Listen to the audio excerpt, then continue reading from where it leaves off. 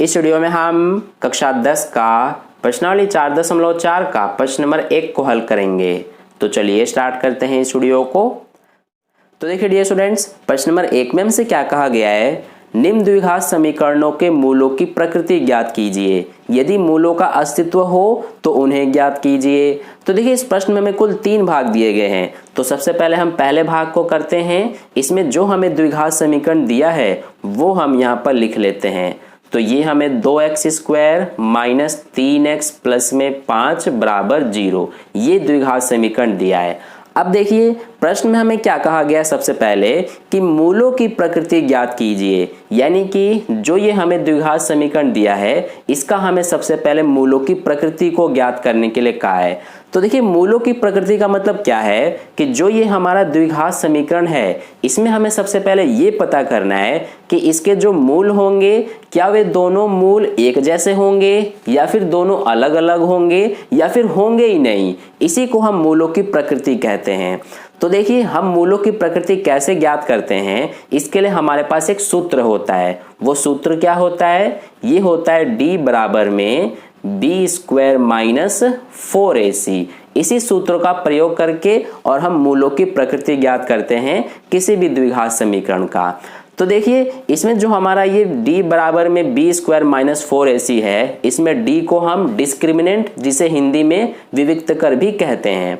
तो देखिए ये जो b² माइनस 4ac है इसमें हम क्या करते हैं कि सबसे पहले इस द्विघात समीकरण से हम a, b और c के मान लेते हैं और उसको हम इस सूत्र में रख देते हैं।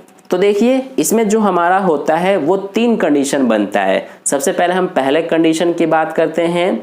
तो देखिए पहले कंडीशन में क्या होता है कि अगर हमारा ये जो b² माइनस 4ac है ये अगर बड़ा हो किससे, 0 से, यानी कि इसको जब हम सॉल्व करेंगे तो ये अगर हमारा 0 से बड़ा होता है तो इसमें हमारा क्या होता है, इसमें हमारा 2 भिन्न वास्तविक मूल होते हैं। यहाँ पर लिख लेंगे 2 भिन्न वास्तविक मूल होते हैं। ठीक है, तो ये हमने लिख लिया। अगर आपको ये समझ में नहीं आ रहा है तो कोई बात नहीं, जब हम प्रश्न को हल करेंगे तो आपको अच्छे से समझ में आ जाएगा। तो ये हो गया हमारा पहला कंडीशन कि अगर हमारा इसको सॉल्व करने पर ये अगर 0 से बड़ा आता है तो इस कंडीशन में जो द्विघात समीकरण है उसके 2 भिन्न वास्तविक मूल होते हैं।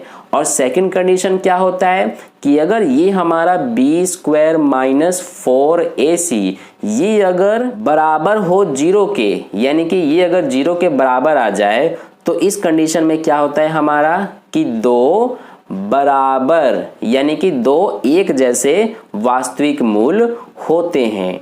ठीक है, ये हमारा सेकंड कंडीशन होता है। और थर्ड जो कि लास्ट कंडीशन है इसमें क्या होता है कि अगर ये हमारा जो b² माइनस 4ac है ये अगर छोटा हो किससे, 0 से, तो इस कंडीशन में क्या होता है हमारा कि जो द्विघात समीकरण है उसके कोई भी वास्तविक मूल नहीं होते हैं। तो यहाँ पर लिखेंगे कोई वास्तविक मूल नहीं होता। ठीक है, तो ये हमारा हो गया। यानी कि अगर इस तरह का सिचुएशन बन रहा है तो जो द्विघात समीकरण है उसके कोई भी वास्तविक मूल नहीं होंगे, यानी कि उसके मूल नहीं ज्ञात किए जा सकते हैं। तो आई होप आपको इतना समझ में आ गया है। तो चलिए अब हम प्रश्न को हल करते हैं। सबसे पहले हमारा जो पहला द्विघात समीकरण दिया गया है वो ये दिया गया है, तो इसको लिख लेते हैं हम। क्या है द्विघात समीकरण, 2x² माइनस 3x प्लस में 5 बराबर 0। तो देखिए सबसे पहले हम क्या करते हैं, यहाँ से हमारा सॉल्यूशन स्टार्ट हो रहा है। ये बस आपको ध्यान रखना था, ये मैंने आपको समझा दिया है। यहाँ से हमारा सॉल्यूशन स्टार्ट है। तो सबसे पहले हम क्या करते हैं कि जो ये द्विघात समीकरण है इसमें हम a, b और c के मान लिखते हैं।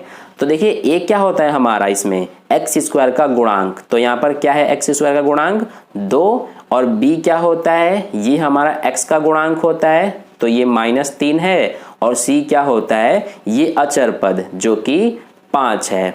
तो ये हमने कर दिया। अब देखिए सबसे पहले हमें क्या करना है कि मूलों की प्रकृति ज्ञात करनी है। तो देखिए मूलों की प्रकृति ज्ञात करने के लिए अभी जो मैंने आपको ये समझाया इसी से हम मूलों की प्रकृति ज्ञात करते हैं। तो क्या सूत्र है हमारा, d बराबर में b² माइनस 4ac। अब हम इस सूत्र में सबका मान रख देंगे। तो सबसे पहले b स्क्वायर है और देखिए b का मान क्या है -3, तो b की जगह पे -3 और फिर ये स्क्वायर है तो स्क्वायर लगाया, फिर ये वाला माइनस, फिर ये 4 गुणा में a है और a का मान 2 है तो ये 2 लिखा, गुणा में c और c का मान 5 है तो ये लिख दिया। अब इसको सॉल्व करेंगे, -3 का स्क्वायर करेंगे तो ये क्या आएगा 9, माइनस में 4 दूना 8, 8 पंजे 40 होता है तो ये आ गया। अब देखिए यहाँ से हमारा जो d है, d का मान क्या आ जाएगा, अगर 9 में से 40 को घटाएंगे तो ये हमारा क्या बचेगा माइनस में 31।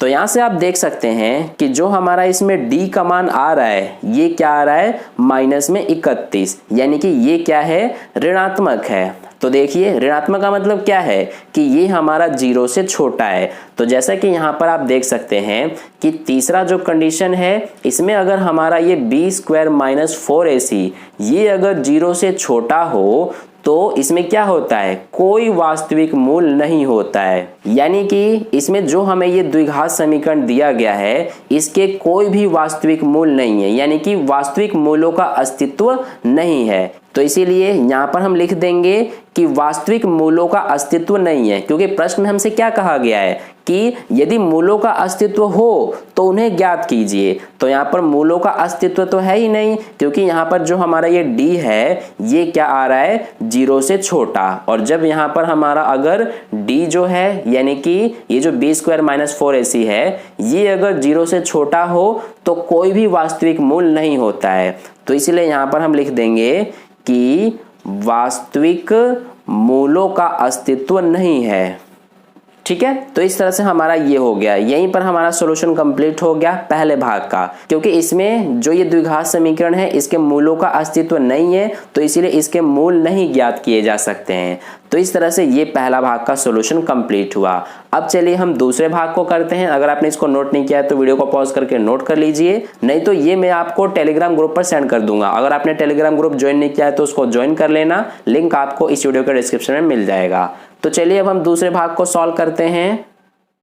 तो देखिए दूसरे भाग में हमें ये द्विघात समीकरण दिया है। अब देखिए सबसे पहला काम हमारा क्या होता है कि हम a, b और c के मान लिखते हैं। तो इसमें हमारा a का मान क्या होगा, a यानी कि x स्क्वायर का गुणांक, तो यहाँ पर क्या है 3। b का मान क्या होगा, ये -4√3 और c का मान ये 4।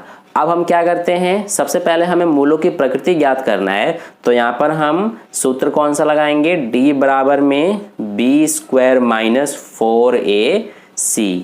तो यहाँ पर देखिए यहाँ पर सबसे पहले b स्क्वायर है और b का मान क्या है -4√3 और ये स्क्वायर लगा है तो स्क्वायर लगा दिया, माइनस में 4 गुणा में a और a का मान क्या है 3 गुणा में c और c का मान 4। तो देखिए यहाँ से हमारा -4 का स्क्वायर करेंगे तो -4 का स्क्वायर क्या हो जाएगा 16 गुणा में यहाँ पर √3 का स्क्वायर करेंगे तो ये हमारा स्क्वायर से स्क्वायर रूट कट जाता है तो ये क्या बचेगा सिर्फ 3। फिर यहाँ माइनस में 4 तिया 12, 12 चौक 48 हो गया, तो यहाँ पर 16 तिया ये हो गया 48, माइनस में 48 तो क्या बचेगा 0। तो यहाँ पर आप देख सकते हैं कि इसमें हमारा जो ये d है, d का मान क्या आ रहा है 0। तो जैसा कि हमने शुरू में ही बात किया था कि अगर हमारा d का मान 0 आ जाए यानी कि b स्क्वायर माइनस 4ac ये अगर 0 आ जाए तो इस कंडीशन में क्या होता है हमारा कि 2 बराबर मूल होते हैं। यानी कि अगर b स्क्वायर माइनस 4ac 0 आ जाए तो जो ये द्विघात समीकरण है इसके 2 बराबर यानी कि दोनों एक जैसे मूल आएंगे। तो देखिए अब हमें पता चल गया कि इसके मूलों की प्रकृति क्या है, इसमें 2 बराबर मूल होंगे।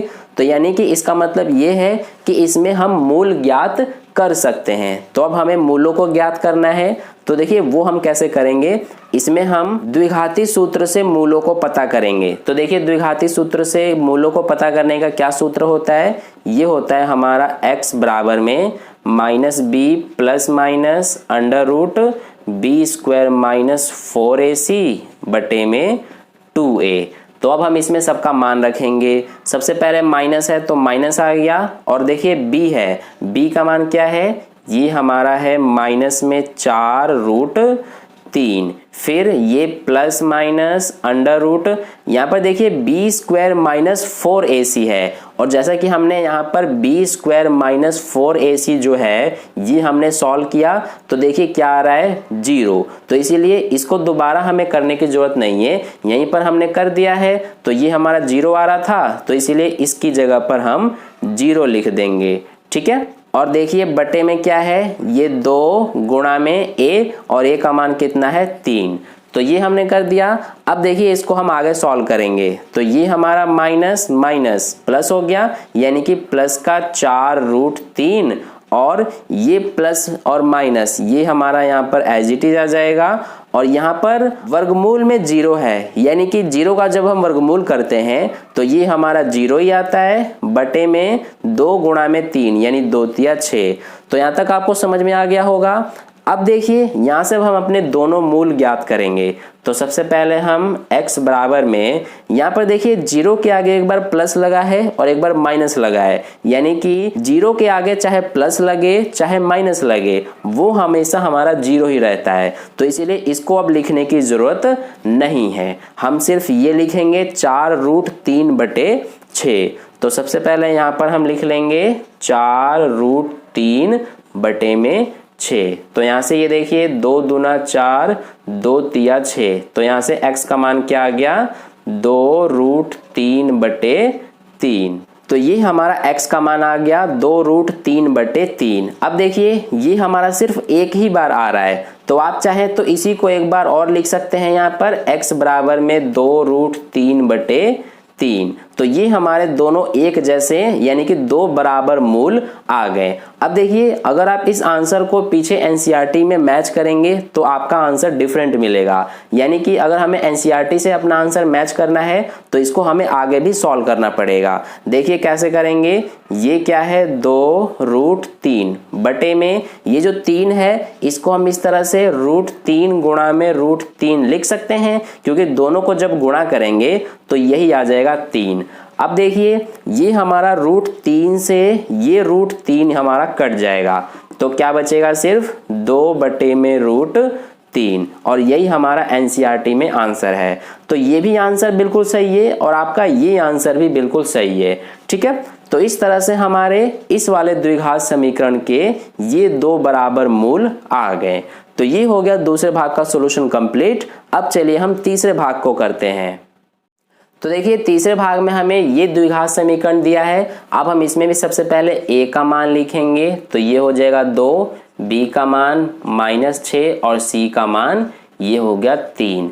अब सबसे पहले हमें मूलों की प्रकृति ज्ञात करनी है, तो देखिए कौन सा सूत्र लगाते हैं, d बराबर में b² - 4ac। तो देखिए यहाँ से हमारा b का मान क्या है -6 और ये स्क्वायर लगा है, माइनस में 4 गुणा में a और a का मान 2 गुणा में c और c का मान 3। तो यहाँ से -6 का स्क्वायर करेंगे तो ये आ जाएगा 36, माइनस में 4 दूना 8, 8 तिया 24। तो यहाँ से जब हम 36 में से 24 को माइनस करेंगे तो ये आ जाएगा 12, यानी कि d का मान क्या है 12। अब देखिए ये जो 12 है ये हमारा क्या है, एक धनात्मक है, यानी कि ये जो 12 है ये 0 से बड़ा है। तो जैसा कि हमने शुरू में ही देखा था कि अगर हमारा ये b² - 4ac 0 से बड़ा आ जाए तो इस कंडीशन में क्या होता है हमारा कि 2 भिन्न मूल होते हैं, यानी कि 2 अलग अलग मूल होते हैं। तो अब हमें पता चल गया कि इस द्विघात समीकरण के 2 अलग अलग मूल होंगे। तो अब हमें उन मूलों को भी पता करना है, तो देखिए उसके लिए हम कौन सा सूत्र लगाएंगे, द्विघाती सूत्र वाला, यानी x बराबर में -b ± √b² - 4ac बटे में 2a। अब हम इसमें सबका मान रखेंगे, तो सबसे पहले यहाँ पर -b है, यानी कि ये माइनस आ गया, b का मान कितना है -6, तो ये आ गया -6 प्लस माइनस अंडर रूट, यहाँ पर देखिए b² - 4ac, इसका मान हमने यहाँ पर सॉल्व किया था तो ये आया था 12, तो ये 12 लिख देंगे, बटे में ये हमारा 2 गुणा में a और a का मान 2 है।